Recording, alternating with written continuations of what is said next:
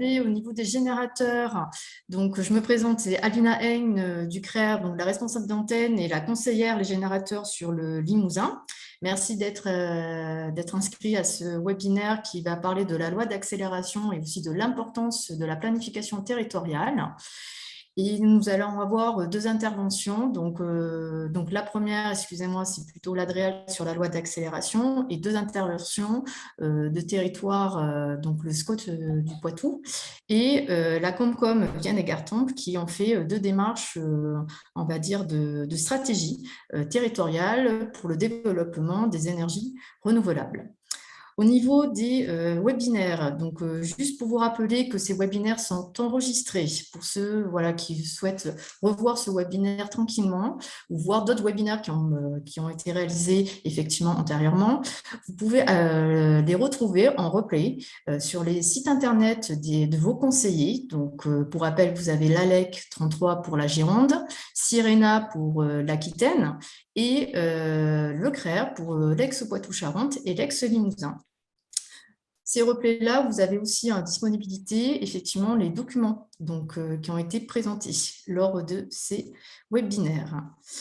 Vous allez avoir prochainement un nouveau webinaire concernant les projets citoyens qui vont être proposés, qui va être proposé, pardon, excusez-moi, à partir de la rentrée. Donc aujourd'hui, comme je vous ai dit, on va parler de l'importance des outils de planification territoriale dans un projet d'énergie renouvelable. Donc je vais laisser la main à Denis de l'Adréal qui va vous présenter effectivement la loi d'accélération. Donc effectivement, je vais vous parler de la planification territoriale et des zones d'accélération. Donc une nouvelle disposition, donc en fait qui n'était pas prévue dans la loi initiale, qui a été introduite à l'issue des débats parlementaires. C'est l'objectif des parlementaires et en particulier des sénateurs de mettre au cœur du dispositif de planification territoriale les communes, l'idée étant que ces communes proposent de manière ascendante des zones d'accélération pour le développement des énergies renouvelables, prenant en compte les enjeux de leur territoire en termes de biodiversité, en termes de protection de l'environnement, de patrimoine, de paysage.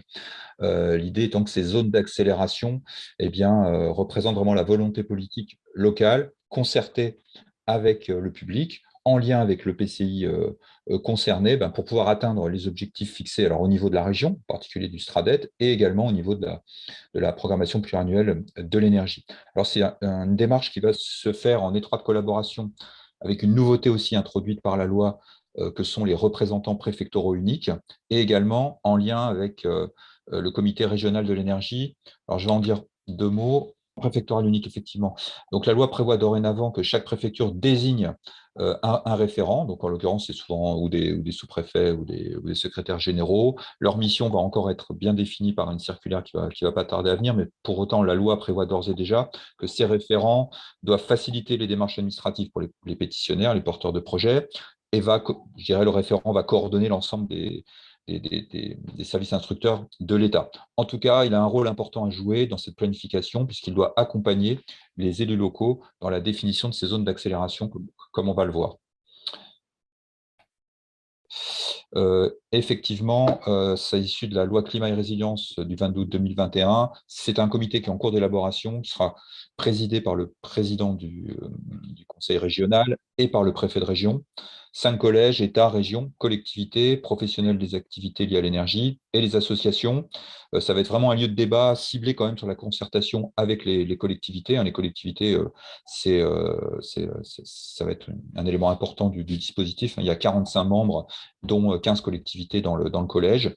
Et ce comité régional de l'énergie va devoir donner un avis sur les zones d'accélération de développement des énergies renouvelables, comme nous allons le voir. Très bien. Alors, les différentes étapes de l'élaboration de cette planification territoriale. Alors, la première étape, elle a déjà démarré, puisque l'État devait, sous 2 mois, mettre à disposition des communes l'ensemble des données relatives au potentiel de développement des énergies renouvelables sur le territoire. Et les gestionnaires de réseaux, gaz et électricité, devaient eux aussi mettre à disposition les capacités d'accueil existantes des réseaux publics d'électricité et de gaz naturel. Alors, pour répondre à cette obligation de la loi, il y a 2 portails qui ont été mis en place. Un portail national qui est hébergé par l'IGN et alimenté par le CEREMA au niveau national, et un portail régional qui est hébergé sur le site Sigena et qui est alimenté par la mission connaissance de l'Adréal. Tu peux passer la diapo suivante. Donc, au niveau national, ce portail est dorénavant actif. Là, vous avez une copie d'écran. Tu peux passer à la diapo suivante. Il y a déjà plus d'une dizaine de données qui sont à disposition des communes, donc plusieurs couches. On va parler de potentiel solaire, potentiel éolien, géothermie, biogaz. On a aussi des éléments concernant les enjeux du territoire, les zones Natura 2000, SNIEF, etc. Et des éléments relatifs aussi aux capacités d'accueil des postes électriques. Donc, un ensemble de données qui sont à la disposition des communes. Le vendredi dernier, le 16 juin, il y a eu un webinaire de 2 heures présenté par le CEREMA pour montrer toutes les fonctionnalités du portail, que je vous invite évidemment à regarder en replay pour bien comprendre comment ça fonctionne et comment utiliser l'ensemble de ces couches. Donc, tu peux passer à la diapo suivante. Au niveau régional, eh bien, la mission connaissance a d'ores et déjà mis en place là aussi un certain nombre d'éléments. Donc voilà, au niveau du portail régional, il y a un certain nombre d'éléments qui vont être mis en place dans les semaines qui viennent. Il y a un point intéressant sur l'hydroélectricité qui va être fait en Nouvelle-Aquitaine. Ça devrait arriver à la rentrée, sur les enjeux liés à l'hydroélectricité. Donc voilà, là aussi, un certain nombre d'éléments. Et puis, en parallèle, il y a aussi des données qui sont mises à disposition via les observatoires régionaux. Donc, en l'occurrence, nous, il y a un site qui s'appelle Terristory, qui est piloté par l'AREC Nouvelle-Aquitaine et qui met à disposition beaucoup d'éléments aussi qui peuvent être très utiles dans la définition de ces zones d'accélération. Et puis, d'une manière générale, les communes, elles ont toutes, presque souvent, j'allais dire d'ores et déjà, travaillé sur ces questions en lien avec leur EPCI, notamment les EPCI en charge d'élaborer des PCAET de manière volontaire ou obligée. Et donc, il y a un certain nombre de données qui existent déjà sur les potentiels, il y a des objectifs qui ont été fixés, il y a même des fois des zones qui ont d'ores et déjà été retenues dans les documents d'urbanisme. Donc, en fait, les communes ne partent évidemment pas de rien et qu'il y a un certain nombre d'éléments déjà à utiliser. Diapo suivante.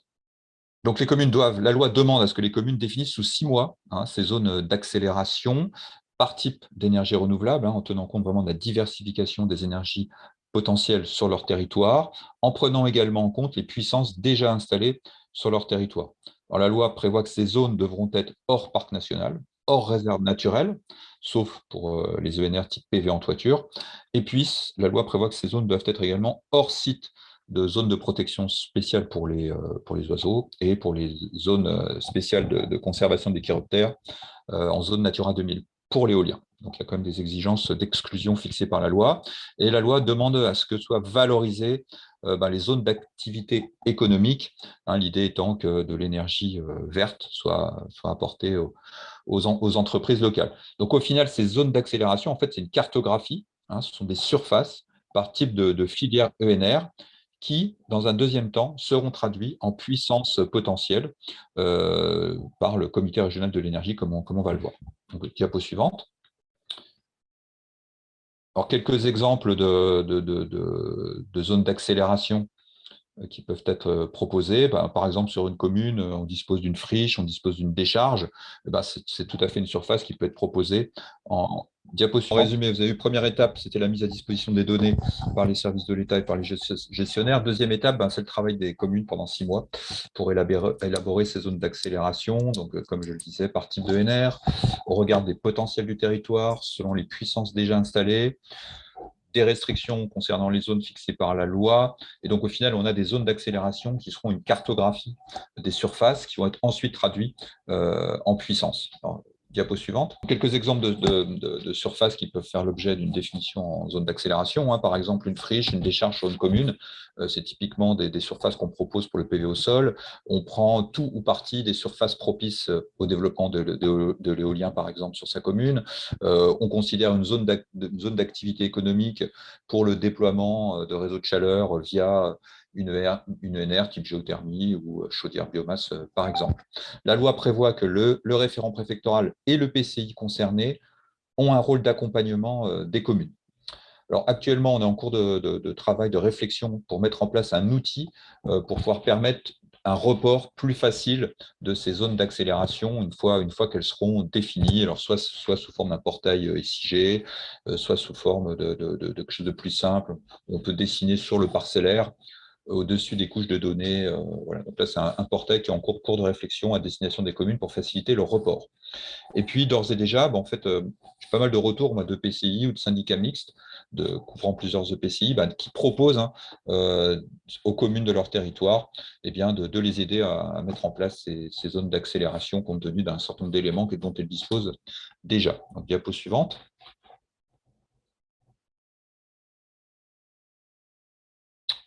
Les modalités pour la définition de ces zones d'accélération. Donc, la loi demande à ce qu'il y ait bien une concertation du public. Alors, les modalités sont laissées libres pour les communes. Il faudra aussi concerter les éventuels gestionnaires des aires protégées lorsqu'elles existent sur le territoire. Et puis, la loi demande à ce qu'il y ait un débat. Alors, c'est vraiment écrit comme ça dans la loi, un débat au sein de l'organe délibérant des EPCI concernés. L'idée étant effectivement que lors de la définition de ces zones d'accélération, il y a une mise en cohérence avec le projet de territoire porté par le PCI et de travailler en bonne intelligence, je dirais, le plus en amont possible dans le cadre de cette définition des zones d'accélération. Au final, c'est le conseil municipal qui doit délibérer sur ces zones d'accélération et les transmettre au référent préfectoral. Donc, diapo suivante. Et c'est la troisième étape où là, le référent préfectoral, lui, il va devoir transmettre au comité régional de l'énergie pour demander son avis, ça c'est une chose, mais surtout, il va devoir mettre en œuvre sous forme d'une conférence territoriale, c'est ce qui est écrit dans la loi, et consulter, je dirais, l'ensemble des EPCI du département et présenter les zones d'accélération de son département. Le comité régional, lui, en parallèle, il a 3 mois pour pouvoir statuer sur la suffisance des zones d'accélération au niveau régional. C'est-à-dire qu'il va, donc, comme je disais tout à l'heure, traduire cette cartographie en potentiel de puissance et comparer avec l'objectif régional du SRADET. Donc, ce n'est pas du tout par département ou par commune. Hein. On va regarder si les zones d'accélération de la région répondent aux objectifs régionaux. Et il va transmettre dans la foulée, au bout de 3 mois, donc son avis. Diapo suivant. Étape 5. Donc, effectivement, l'étape 5, en fait, il y a deux cas. Le comité régional de l'énergie donc, a évalué les potentiels. Soit ces potentiels sont suffisants pour atteindre les objectifs régionaux, il en informe le RPU et ce référent va arrêter la cartographie et transmettre au ministère, aux EPCI, aux communes concernées, les zones au niveau de son département. En revanche, si le comité régional de l'énergie considère que les zones d'accélération sont insuffisantes pour atteindre l'objectif régional, alors la loi prévoit que le référent préfectoral sollicite de nouveau les communes qui disposent de 3 mois pour faire des propositions complémentaires. Et ensuite, de nouveau, il y a l'avis du comité régional de l'énergie sous 3 mois. Cette fois, que l'avis soit positif ou négatif, le RPU arrête les zones et adresse ces zones arrêtées au niveau du département au ministère, puisque le ministre va s'en servir aussi pour régionaliser la programmation pluriannuelle de l'énergie, et puis l'adresse aux EPCI et aux communes.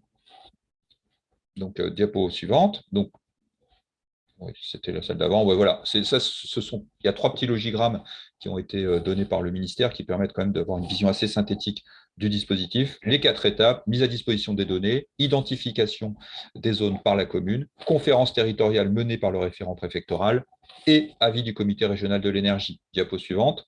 Si l'avis du comité régional de l'énergie est suffisante, le référent préfectoral arrête les zones au niveau départemental. Diapo suivante. Si l'avis est négatif, le RPU relance la commune, relance l'avis du comité régional de l'énergie, et cette fois, on arrête les zones d'accélération au niveau départemental, qu'elles soient, je dirais, suffisantes ou pas. Diapo suivante. Donc, ensuite, ces zones d'accélération peuvent être traduites dans les documents d'urbanisme. Donc, la loi prévoit que les communes peuvent inclure dans les documents d'urbanisme, soit donc les documents réglementaires type PLU, soit dans les documents d'orientation stratégique type SCOT, via des modifications simplifiées. Donc là, l'idée, c'est vraiment de gagner du temps en termes de mise d'inclusion de ces zones d'accélération dans les documents d'urbanisme. La loi prévoit également que ces zones d'accélération soient intégrées dans les plans climat, air, énergie territoriaux. Là, c'est cohérent avec l'idée de travailler avec les EPCI et que ces zones d'accélération apportent une cohérence avec le projet de territoire. Et puis, la loi prévoit que ces zones d'accélération soient renouvelées tous les 5 ans. En fait, ça va être le rythme de la révision des objectifs de la PPE. Diapo suivante. la bonne. Voilà, alors quelques mots sur les caractéristiques de ces zones. Donc en fait, ces zones d'accélération, elles ne sont ni obligatoires ni exclusives pour les porteurs de projets. Donc en revanche, elles sont vraiment présentées comme des zones préférentielles, puisqu'elles ont été choisies localement, elles ont fait l'objet d'une concertation, elles ont fait l'objet d'une délibération. Donc en fait, le message est assez fort pour les porteurs de projets, hein, c'est venez dans ces zones, puisqu'elles ont normalement acquis tous les éléments d'une bonne acceptabilité locale. En plus, ces zones d'accélération disposent de mécanismes financiers prévus par la loi, avec des bonus pour les porteurs de projets dans les appels d'offres, s'ils viennent sur ces zones d'accélération, et avec également la possibilité d'avoir des modulations tarifaires pour pouvoir compenser des éventuelles pertes de productibles si le porteur de projet s'était installé sur un autre endroit du territoire. Et puis, dans ces zones d'accélération, il y a également des délais raccourcis. On passe de 3 mois pour l'instruction et également de 15 jours pour la remise du rapport du commissaire enquêteur. Diapo suivante. De plus, hors de ces zones d'accélération, la loi prévoit, on va dire, une contrainte supplémentaire pour les porteurs de projets, c'est la mise en place d'un comité de projet. Donc là, il y a un décret d'application qui est attendu pour bien définir les modalités de ce comité, mais d'ores et déjà, la loi prévoit que c'est un comité qui va devoir inclure la commune, les communes limitrophes, le PCI, les citoyens, etc., qui est donc un comité qui sera dorénavant obligatoire et aux frais du demandeur et mis en place le plus en amont possible du projet pour faciliter son acceptabilité. Et puis un point quand même important également, c'est que si le comité régional de l'énergie a validé les zones d'accélération au niveau régional, donc, hein, eh bien, il y aura la possibilité pour les communes d'identifier dans leur document d'urbanisme des zones d'exclusion par type d'ENR, sauf pour le PV en toiture et les ENR à usage individuel. Voilà ce que dit la loi. Donc c'est un petit peu l'idée des parlementaires, hein, c'était de dire, bah, écoutez, jouez le jeu de définir des zones où vraiment on va essayer de promouvoir une bonne acceptabilité pour développer les ENR. Et en parallèle, ben, vous aurez, si on atteint les objectifs, la possibilité de mieux gérer votre territoire en proposant des zones d'exclusion selon les types d'ENR. Diapo suivante, je crois que j'en avais terminé.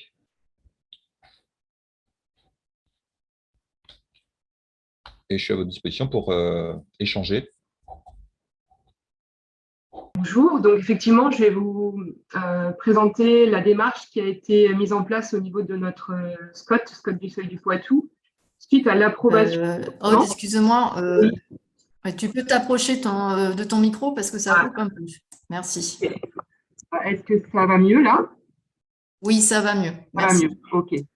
Donc oui, suite à l'approbation du SCOT du Seuil du Poitou en 2020, les élus ont souhaité mener un travail spécifique, alors non pas sur toutes les ENR, mais sur le photovoltaïque au sol, pour accorder un petit peu les violons de chacun sur le discours à tenir, notamment aux porteurs de projets, lorsqu'il y avait des opportunités qui se présentaient d'implanter des parcs solaires.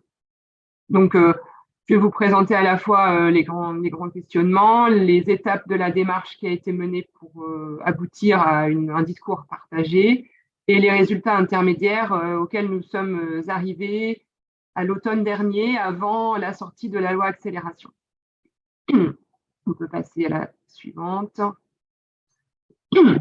Donc, dans le document d'orientation et d'objectifs du SCOT, donc, qui est le document opposable en termes de compatibilité, il y a quand même des grands objectifs qui ont été indiqués, spécifiquement sur le photovoltaïque. Donc, la priorité aux installations sur toiture et ombrière. Donc là, je rejoins ce que dit la loi et ce que disent beaucoup de documents cadres. Hein. La possibilité également d'installer au sol des parcs, mais sur les terrains qui ont durablement perdu leur potentiel agricole ou sylvicole. Et on a rajouté une disposition pour dire qu'également, il ne fallait pas que sur ces terrains, on puisse envisager un développement urbain de manière raisonnable. C'est-à-dire que si le terrain il est plutôt propice à un développement résidentiel, économique, etc., l'idée ne serait pas de favoriser forcément les installations au sol sur ces terrains-là. C'est aussi dans un objectif de gérer la rareté du foncier et dans la perspective du zéro artificialisation nette. On sait très bien que l'extension sur les terres agricoles et naturelles va devenir de plus en plus complexe et donc garder aussi des terrains qui ne sont plus vraiment agricoles puisqu'ils ont perdu tout potentiel peut-être pour du développement urbain et pas forcément pour des installations au sol, étant donné que finalement, les installations en zone urbaine peuvent aussi être faites sur toiture ou ombrière. Ensuite, on avait gardé donc quand même la possibilité d'envisager des projets dans la zone agricole et piscicole. Donc là, on est sur la superposition de l'usage agricole avec l'usage de production d'énergie. Et enfin, les élus avaient souhaité que les projets prévus au sol contribuent aux fonctionnalités écologiques. Donc ça, c'est le cadre général qui a guidé notre réflexion ensuite. Alors, pourquoi cette réflexion? Donc, j'ai dit tout à l'heure, c'était l'idée d'avoir un discours commun. C'était aussi de préciser les attentes du SCOT, donc qu'on vient de voir juste avant, et être nous aussi, en tant que structure porteuse de SCOT, capable d'apprécier la compatibilité des plans locaux d'urbanisme qui étaient élaborés avec le SCOT sur cette question-là. Donner aussi aux communes et aux EPCI des clés pour formuler leur avis quand ils étaient consultés sur des projets, orienter éventuellement les porteurs de projets. Et puis, on était aussi dans l'intégration de la loi climat et résilience, et notamment du décret qui était en préparation et qui n'est toujours d'ailleurs pas sorti, sur la nature des parcs solaires qui étaient consommateurs d'espace, les critères qui permettaient de dire qu'un parc solaire au sol était consommateur d'espace ou ne l'était pas. Avancer. Donc ensuite, alors cette démarche, elle s'est faite en plusieurs étapes. Le premier travail qui a été mené, c'est d'écrire des scénarios pour essayer d'avoir une hypothèse de production de photovoltaïque nécessaire pour notre territoire. Donc pour ça, on s'est appuyé d'abord sur le SRADET et puis sur des scénarios un peu plus ambitieux que le SRADET. Donc on a construit 3 scénarios. Le scénario plancher étant celui du SRADET avec 17% de photovoltaïque dans le mix énergétique global du territoire. On avait un scénario central à 20%, un scénario ambition à 30%. Et ensuite, on a croisé ces 3 scénarios avec une répartition entre installation sur toiture et installation au sol. Donc, on avait soit 60-40, 45-55 ou 50-50. C'était des hypothèses réalistes, plus ou moins ambitieuses, en se disant que l'hypothèse la plus peut-être compliquée, c'était bien d'avoir 50% sur le bâti et 50% au sol. Parce qu'en fait, les surfaces bâties, elles sont beaucoup plus petites. Donc, pour atteindre la même puissance, il faut beaucoup plus de projets que de projets au sol. On peut avancer. Donc, après dialogue autour de ces différents scénarios, on s'est arrêté en fait sur un choix de puissance qui est finalement assez ambitieux, qui est entre le scénario central et le scénario ambition, autour de 630 MW crête à l'horizon 2035, qui est en fait basé sur les perspectives que fixaient les 4 plans climat et énergie territoriaux de nos 4 PCI, puisque dans le périmètre du SCOT, il y a 4 plans climat et 4 PCI. Donc ça signifiait quand même multiplier par 6 en 14 ans la puissance installée pour le photovoltaïque. En se disant que en priorité, on irait sur toiture et ombrière et que ça représenterait au maximum 50%. Donc on était assez réaliste sur les capacités à produire en toiture. De là, on a pu en déduire vraiment très à la louche une surface qui serait nécessaire de mobiliser au sol pour nos parcs solaires et pour atteindre donc l'objectif de puissance fixé. Donc, c'est une grande fourchette entre 300 et 500 hectares à l'échelle de l'ensemble du territoire du SCOT. Donc, ça permettait aussi de se rendre compte que c'était une petite superficie du territoire et que ça ne voulait pas forcément dire qu'on avait besoin de multiplier des parcs de 20 ou 30 hectares et que ça pouvait être gérable à l'échelle de notre SCOT. Alors, pour avancer, il a fallu quand même aussi rassembler un certain nombre de données d'entrée, donc connaître le contexte, qu'est-ce que c'est qu'un parc solaire, comment ça fonctionne, son amortissement, les différentes technologies, etc. Se rendre compte aussi des projets qui étaient des cas types pour notre territoire, voir ce qui était fait jusqu'à présent, et puis analyser les marges de manœuvre réglementaires, donc, et notamment le rôle des PLU et jusqu'où les PLU pouvaient régir les installations de parcs solaires. On a fait une réunion de lancement d'information autour de tout ça en invitant un certain nombre de partenaires, la REC notamment, la région, l'INRAE. Enfin, voilà, on a eu des intervenants qui nous ont aussi acculturés à cette question du photovoltaïque et du photovoltaïque au sol. On peut avancer. Je crois qu'il y a une diapo avant. Là. Non, juste avant. Voilà. Donc, pour poursuivre, non, juste après, du coup, pardon. Ah, c'est moi qui, voilà, pardon.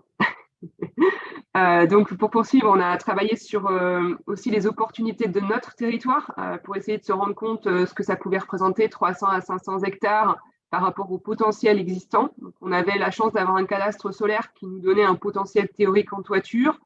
On a regardé par rapport à des données existantes ce que représentaient nos parkings, nos principales places publiques, éventuellement une manne que pouvaient représenter les friches urbaines.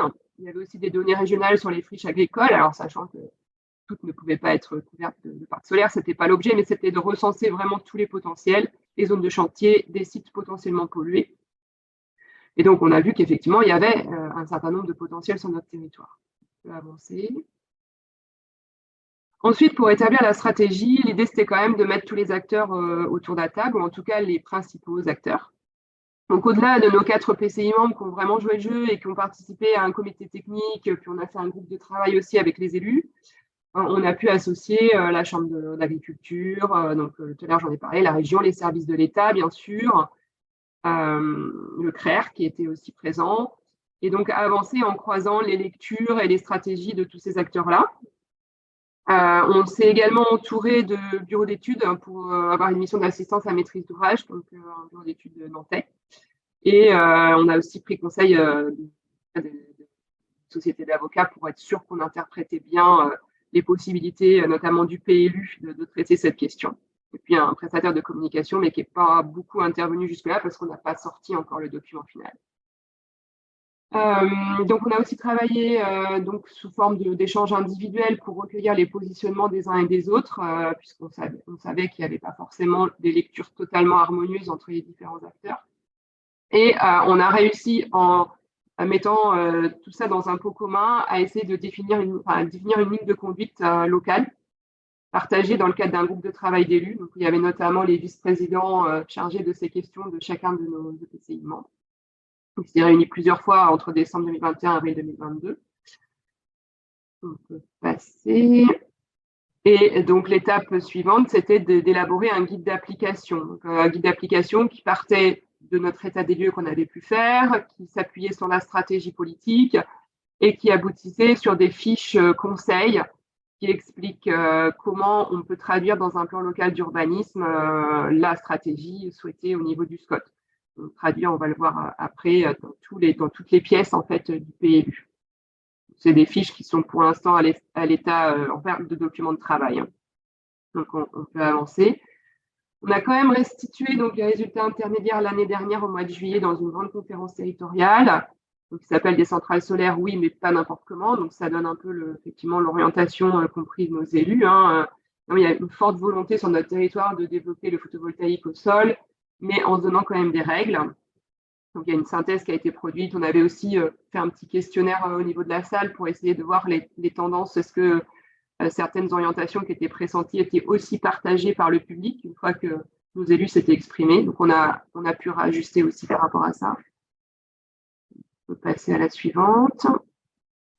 Donc, cette stratégie, elle fonctionne sur 5 grands axes. Donc, on retrouve la priorité qui avait été fixée dans le SCOT au départ, qui est les installations en toiture sont prioritaires, toiture et ombrière.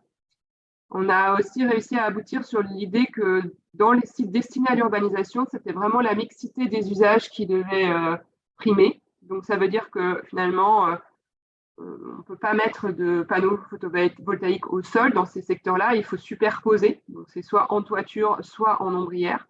Alors, on a quand même défini des exceptions pour permettre l'autoproduction, parce que il n'était pas non plus question de freiner les tout petits projets d'autoconsommation, pardon. Et il y a aussi des possibilités de définir des zones spécifiques dans les zones urbaines donc, qui seraient vouées à l'installation de parcs au sol.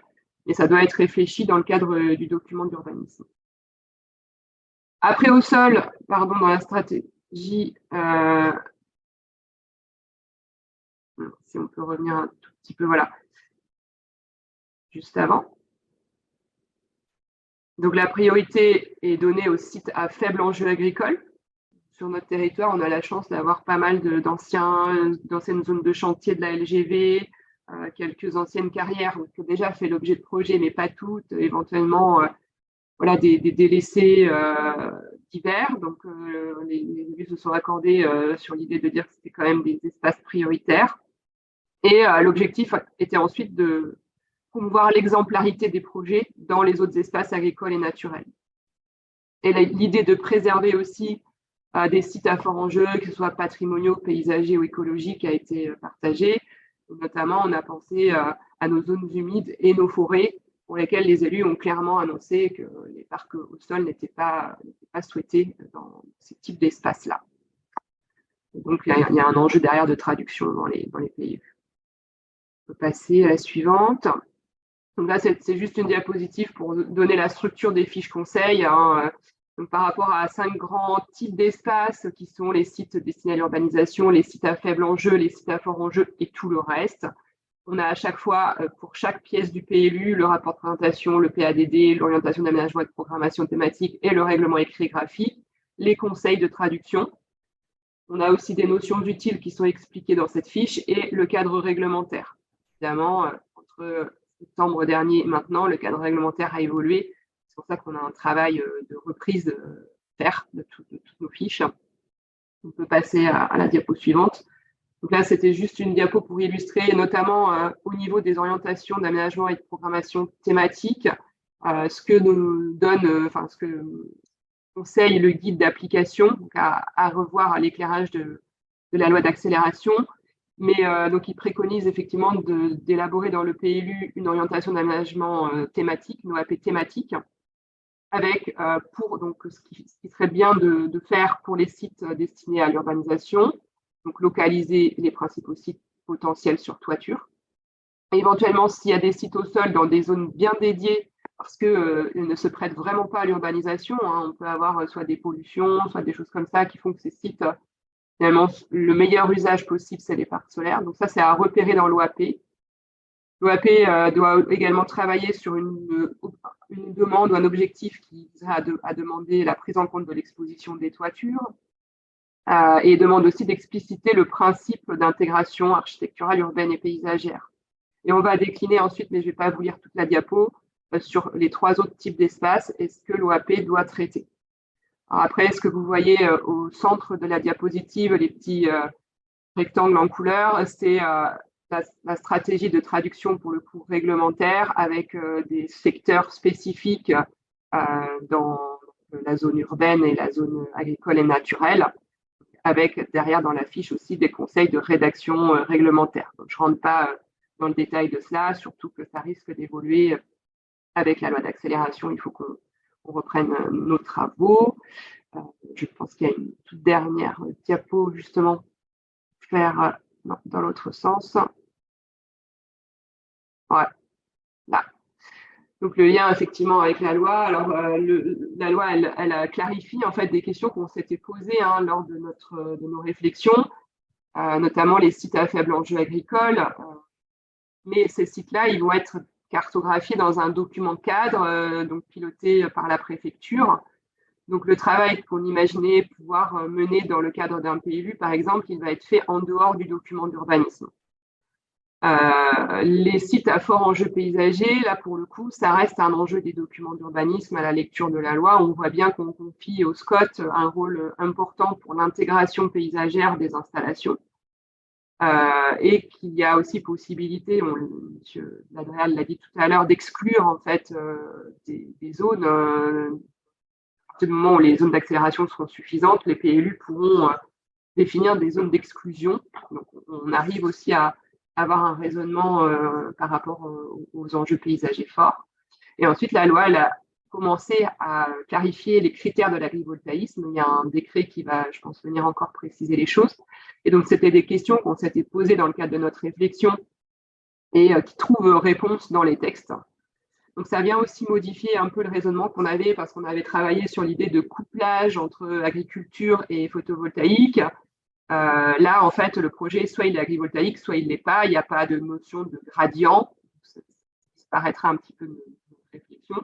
Et finalement, l'agrivoltaïsme, c'est la seule possibilité donnée par la loi dans les espaces agricoles. Donc, ça simplifie quelque part les choses et ça retire aussi une certaine latitude du PLU à s'autodéterminer sur ces questions-là, puisque les réponses, elles sont données en dehors, dans les zones d'accélération et dans le document cadre qui va être celui dans lequel on définit en gros les sites qui n'ont plus de valeur agricole ou friche agricole.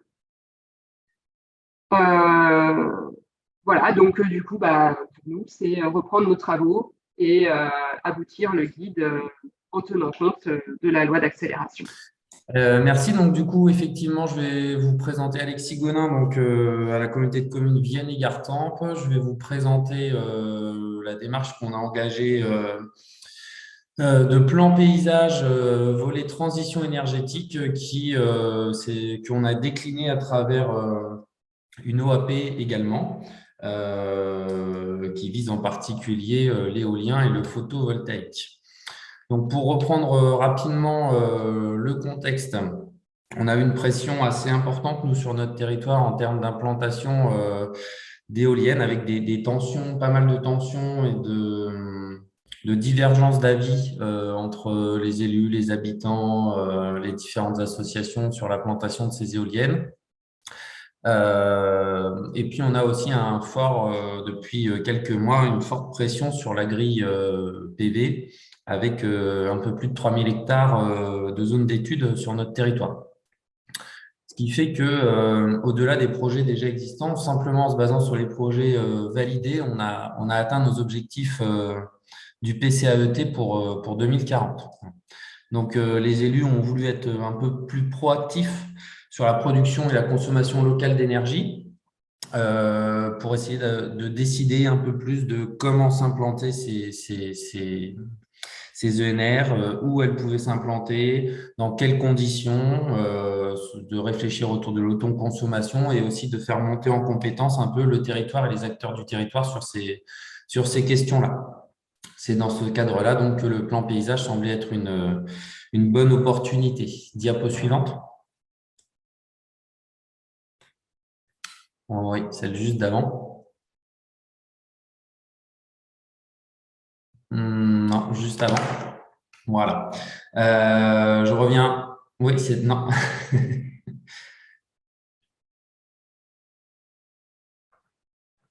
C'est celle avec les cartes. Voilà. C'était simplement pour illustrer les projets de façon cartographique d'agri-PV et d'éolien sur le territoire. On voit que sur la partie sud en particulier, on a une pression assez forte, que ce soit en termes d'éolien et d'agri-PV qui commence à poser des problématiques de gestion. Là, on est à l'échelle de toute la Comcom qui est assez grande, donc ça paraît tout petit. En réalité, si on zoome sur les zones, ça fait quand même tout de suite beaucoup plus grand. La diapo suivante. Voilà, merci. Donc, pour rappeler la procédure, enfin en tout cas la méthodologie, on a engagé la démarche en avril de l'année dernière et on vient de terminer la démarche le 10 juin dernier à l'occasion du dernier COPIL du plan paysage. On a travaillé sur une partie de diagnostic, évidemment, stratégie, plan d'action et déclinaison réglementaire, la phase 4, qu'on avait mis en phase 4 initialement, mais qui en réalité est venue s'intercaler entre la phase 2 et la phase 3. Cette phase 4, donc déclinaison réglementaire et OAP, qui était tellement importante en fait pour les élus et les acteurs du territoire que les conditions ont fait qu'il était plus tenable d'attendre le plan d'action pour parler de cette phase réglementaire et qu'on a dû intercaler cette phase réglementaire et la mener conjointement en fait au plan d'action. Et il y a toute une réflexion qui s'est mise en place pour travailler sur ces questions-là. On peut passer à la diapo suivante. Donc, on s'est fait accompagner par un groupement de bureaux d'études, donc Police, Solagro, qui est un bureau d'études assez connu dans la thématique agricole et énergie, et puis une facilitatrice qui nous a permis d'avoir une équipe assez pluridisciplinaire pour aborder ce temps de travail. On a aussi beaucoup travaillé de façon concertée et collaborative en allant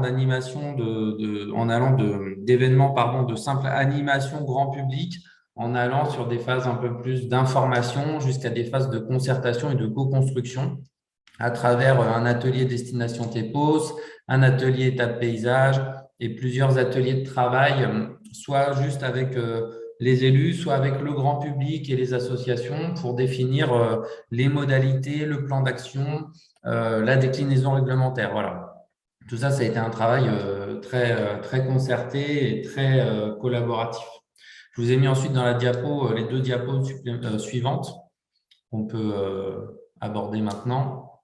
Un petit visuel de tous les événements qui ont eu lieu en fait durant cette grosse année, on va dire, qui permettent de récapituler un petit peu l'évolution entre les différentes phases d'animation, les différentes phases de co-construction et le fait aussi qu'on a vraiment essayé de faire monter, entre guillemets, en compétence les acteurs du territoire et les partenaires en constituant un groupe projet qui a été formé tout au long par le bureau d'études sur les thématiques d'animation, sur la bonne prise en main du PCAET, sur les enjeux, et qui a permis de co-animer tout au long de la méthodologie les différents ateliers, ce qui a permis aussi aujourd'hui de constituer un groupe qui est en mesure de parler et d'animer autour de la question de l'énergie, du paysage et de sa déclinaison réglementaire.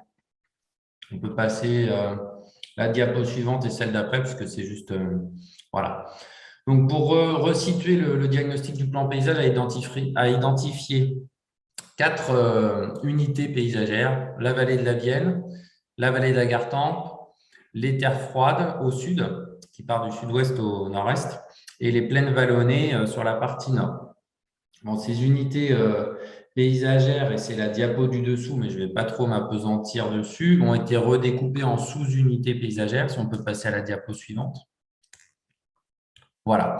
Et c'est à travers ces sous-unités paysagères que tout le travail d'OAP et de déclinaison, recommandation en termes d'implantation d'énergie renouvelable a été construit. On s'est appuyé sur ces unités paysagères-là pour faire ce travail. À savoir que ces unités paysagères, elles ont été travaillées par le bureau d'études, mais elles ont aussi fait l'objet d'ateliers avec le grand public. Et à la fois, c'est sur cette base que lors des ateliers, notamment l'atelier étape paysage, les gens se sont appuyés pour définir les endroits où on allait économiser de l'énergie et de quelle façon, et les endroits où on allait produire de l'énergie et de quelle façon, en fait. Donc, c'est vraiment sur cette base que tout s'est appuyé. Donc, c'est important. Notamment pour les vallées, on voit que, par exemple, si on prend le petit encart en haut à gauche, on voit la vallée de la Vienne est découpée en 3 sous-unités paysagères qui vont définir un fonctionnement potentiellement différent par rapport à l'implantation des ENR, en fait. Et c'est pareil sur les différentes autres unités paysagères. On peut passer à la diapo suivante. Donc, pour cette OAP, opération d'aménagement et de programmation, on a ciblé en particulier l'éolien et le photovoltaïque parce que c'était le cœur du sujet. On va même dire principalement l'éolien puisque c'était là le nœud des tensions. Donc, les résultats qu'on va vous montrer sont les résultats à l'heure actuelle. Ce n'est pas tout à fait finalisé encore, hein, donc ça peut encore un petit peu évoluer. Mais en tout cas, on a identifié, et les élus et les habitants ont identifié des zones incompatibles, des zones à forte contrainte et des zones à enjeux locaux. C'est-à-dire qu'il y a une espèce de graduation dans les restrictions ou dans les recommandations qui sont faites aux développeurs à travers cette OAP. Évidemment, incompatible, c'est très exigeant, c'est même excluant. Et à enjeux locaux, on est sur quelque chose de plus souple où on demande quand même de faire attention, mais de façon plus légère, entre guillemets. Et ça, on s'est appuyé sur les sensibilités liées au patrimoine bâti, les sensibilités liées au patrimoine naturel et par rapport aux entités paysagères et à tout le descriptif et aux enjeux qu'on a pu identifier à travers ces entités paysagères, à travers le diagnostic dont je vous ai montré les résultats cartographiques juste avant. Je vais vous montrer maintenant quelques éléments pour cette partie-là, pour l'éolien, où on s'est appuyé sur les contraintes liées au patrimoine bâti et les contraintes liées aux unités paysagères. Je vous en montre que quelques-unes, hein, ce ne sera pas exhaustif et je ne vous parle pas non plus de la classification forcément à chaque fois.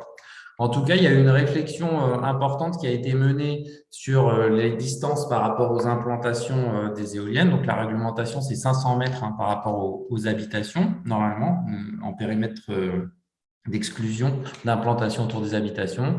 Là, les résultats des différents ateliers qui ont réuni les habitants, les associations et les élus a fait évoluer cette réglementation des 500 mètres vers une distance de 800 mètres au vu de l'augmentation de la hauteur des mâts, au vu de l'effet de saturation sur certaines parties du territoire. Voilà, il y a eu une volonté d'aller au-delà de ces 500 mètres et ces 800 mètres ont fait l'objet en fait c'est une espèce de moyenne ou un espèce de compromis entre entre les différents résultats des ateliers, puisqu'on avait à la fois des gens qui souhaitaient rester sur les 500 mètres, des gens qui voulaient exclure totalement, des gens qui étaient sur des distances de 1000, 1200 mètres. Enfin, voilà, il y avait plein d'avis différents. Donc, le 800 mètres, par exemple, ça a été une espèce de compromis qui a été trouvé et qui semblait plus ou moins convenir à tout le monde. On a aussi travaillé sur les contraintes de co-visibilité. C'est le petit schéma que vous voyez au milieu de la page. Co-visibilité des éoliennes et des monuments historiques, notamment, ou des patrimoines bâtis classés. Et puis, sur le petit graphique juste en dessous, vous voyez commune A, commune B, il y a aussi une réflexion qui a été menée. Donc là, on n'est pas dans de l'incompatible, hein, on est dans de la zone à enjeu local pour commune A, commune B, c'est-à-dire les implantations d'éoliennes en limite de commune, puisque c'est des cas qui ont posé des problèmes déjà sur le territoire, doivent faire l'objet d'une attention particulière. Là encore, c'est un espèce de compromis par rapport à toutes les propositions qui avaient été faites, puisque certains voulaient que ce soit impossible avec une zone tampon de 1000 mètres entre les deux zones de frontières communales, on va dire. Cependant, si on faisait ça excluait quasiment tout le territoire d'implantation d'éoliennes et c'était pas l'objectif. Et puis en plus de ça, c'est pas réglementaire. Donc, on n'a pas précisé de métrage de distance métrique entre ces frontières communales, mais en revanche, on a demandé à ce que cette zone entre guillemets tampon, qui n'a pas de limite précise, soit traitée avec vigilance en termes de concertation avec les communes et en termes d'implantation, le cas échéant. Pour ce qui concerne les contraintes liées aux unités paysagères, on a identifié des zones incompatibles. Hein. C'est le cas, par exemple, de la vallée de la Vienne ou de la vallée de la Gartempe pour des raisons paysagères. Hein. C'est ce qui est écrit un petit peu ici, là. Voilà, pour des effets de rupture d'échelle, pour des questions de co-visibilité depuis le fond de vallée. Voilà, il y a une réflexion par rapport à ce qu'on voit depuis le fond de la vallée et en bordure de coteaux. Pour la vallée de la Gartempe, c'est la même chose avec les enjeux autour de l'abbaye de Saint-Savin et des ruptures d'échelle également. Et puis, on a aussi identifié des zones à forte contrainte, donc les terres froides, la partie sud bocagère, et puis des zones à enjeux locaux, la partie un peu plus au nord, la partie des plaines vallonnées. Voilà. On peut passer à la diapo suivante. Excusez-moi, j'essaie d'aller un peu vite pour pas que ça traîne trop. Voilà, les contraintes liées au patrimoine naturel, c'est ce que je vous évoquais tout à l'heure. Hein, la co-visibilité depuis le fond de vallée, c'est ce qu'on voit sur le schéma, c'est ce qu'on a essayé de représenter là. Tout ça, c'est des principes, on va dire, sur lesquels l'instructeur est censé s'appuyer à travers cette OAP. On est resté cependant vague, enfin, entre guillemets, c'est pas forcément vague, mais on n'a pas identifié une ligne précise à partir de laquelle, ou on n'a pas identifié tous les cônes de co-visibilité depuis les fonds de vallée parce que c'est très variable en fonction de l'implantation des arbres, en fonction de l'encaissement de la vallée, en fonction de plein de choses. Donc, c'est vraiment une espèce de cohérence qu'il faut avoir lorsqu'on souhaite implanter son projet d'ENR sur le territoire par rapport à l'ensemble de l'OAP. On le voit aussi ensuite avec une zone à forte contrainte sur notamment les sites naturels classés et la co-visibilité par rapport aux éoliennes, puisqu'on avait des enjeux autour de certains sites classés qui pouvaient être très visibles depuis le cœur de ces sites naturels. Donc là, on est parti dans des zones à forte contrainte seulement, pas des zones incompatibles. Parce que l'idée, c'est aussi d'essayer de trouver l'équilibre entre permettre une implantation cohérente et ne pas exclure sur tout le territoire. On peut passer à la diapo d'après. Ça, c'était pour vous donner un petit aperçu en fait dans la partie visuelle sur la droite, vous avez des résumés de tablés qui ont travaillé sur certains éléments, que ce soit le photovoltaïque ou que ce soit l'éolien. Tout à l'heure, je vous parlais de la zone des 1000 mètres, donc c'est l'exemple qui est pris ici, c'est juste que j'ai un petit peu anticipé. Et sur le photovoltaïque, voilà, on a retranscrit les éléments qui étaient consensuels, qui faisaient consensus en fait en termes d'implantation, la protection des terres cultivables, implantation sur les espaces déjà artificialisés. Voilà. Donc tout ça, ça peut sembler assez évident aujourd'hui. Nous, on a travaillé aussi au moment où, comme pour le SCOT, hein, avant, la loi AER était en cours de travail. Elle n'était pas aboutie et elle n'était pas publiée quand on travaillait sur ces éléments-là. Donc c'était aussi difficile de se projeter, sachant qu'on n'avait pas toutes les informations. On s'est par exemple beaucoup appuyé pour le photovoltaïque sur la définition de l'agrivoltaïsme par l'ADEME, qui finalement a été reprise dans la loi AER en partie. Donc voilà, tout ça, c'est des choses qui ont amené quelques petites modifications à prendre en compte aujourd'hui, mais qui sur le moment n'étaient pas si évidentes que ça. On peut passer à la diapo suivante pour voir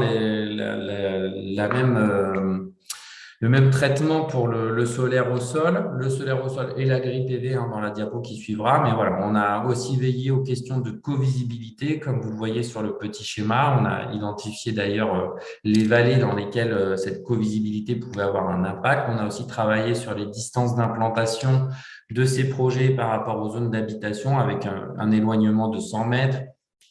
On porte aussi des réflexions dans cette OAP sur notamment les corridors écologiques ou sur comment assurer la continuité de la grande faune avec la multiplicité de ces zones qui sont parquées à 2 mètres de haut avec du grand grillage et qui ne permettent pas le passage des sangliers ou des cerfs, par exemple, et ce qui entraîne un report à la fois sur les autres cultures et potentiellement sur les routes. On n'a pas de réponse particulière à apporter, on n'a pas apporté de solution technique parce qu'on n'en a pas trouvé. On invite seulement les développeurs à réfléchir, notamment lorsqu'ils s'implantent, par exemple, sur un parc agri-PV entre 2 espaces boisés relativement importants, à potentiellement envisager un couloir de passage, à scinder le parc en 2 avec un couloir de passage entre les deux, si il s'avère que c'est un corridor de passage entre les deux espaces boisés, par exemple. Et puis, on a insisté aussi sur la taille des parcs et la vigilance sur cette taille parce qu'on a des projets agri-PV de plusieurs centaines d'hectares, ce qui a interrogé les habitants et les élus sur l'intégration paysagère de telles entités. Voilà. On peut passer sur la diapo suivante. Voilà. Et puis, au-delà de ces schémas, on a aussi émis des recommandations écrites. C'était le cas aussi pour l'éolien. Je ne suis pas rentré dans tous les détails, mais voilà, notamment sur le déboisement, sur privilégier l'implantation d'agrivoltaïsme sur les zones d'élevage plutôt, en tout cas les exploitations qui pratiquent l'élevage, puisque l'élevage est une filière en difficulté sur notre territoire, bien qu'on soit un territoire d'élevage, et la volonté politique était de se dire que cette seconde activité sur la ferme pouvait être un complément de revenus qui permettrait de maintenir l'activité d'élevage. Donc, on essaie de viser en priorité ces zones-là. Avec les mêmes recommandations que ce qu'on a déjà dit, c'est-à-dire des zones, des espaces de taille modérée, les corridors écologiques, l'éco-visibilité si on est dans les vallées, ce genre de choses. Voilà.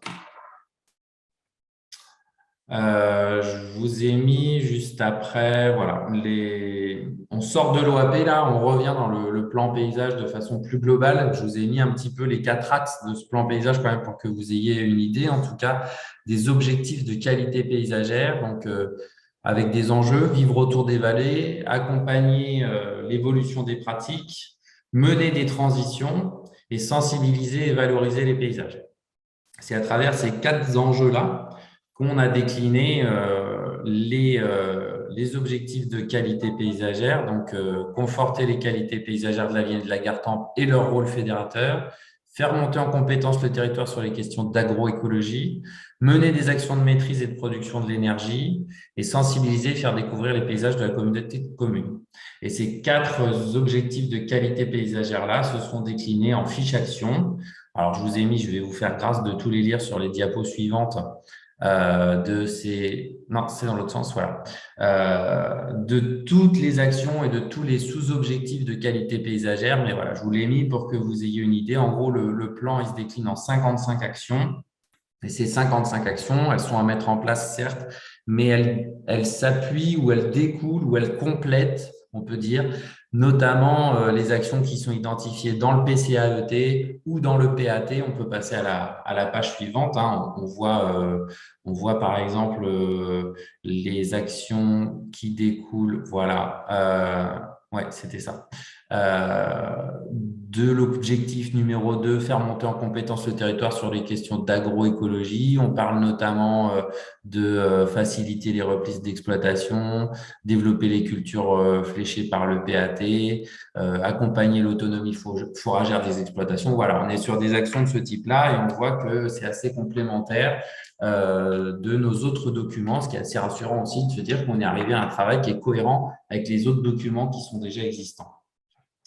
Et puis la dernière page, voilà, pour dire que on a donc terminé la procédure de mise en œuvre du diagnostic et du plan d'action. On va passer au déploiement de ces actions à partir de l'automne et que l'OAP, donc thématique que je vous ai présentée tout à l'heure, elle sera évidemment adossée à notre PLUI qui lui-même est en cours de finalisation puisqu'il sera arrêté le 31 août prochain. Voilà. J'en ai terminé pour cette présentation. Je vous remercie de votre attention. Merci Alexis. La dernière diapo, vous trouvez en fait les contacts des différents intervenants. Entre-temps, est-ce que il y a des questions par rapport au plan paysage énergie? N'hésitez pas, on attend. Voilà, si vous avez des questions, des interrogations, le lien effectivement peut-être ce document-là, cette stratégie-là, peut-être avec la loi d'accélération. Voilà, n'hésitez pas. J'attends vos questions et merci encore Alexis.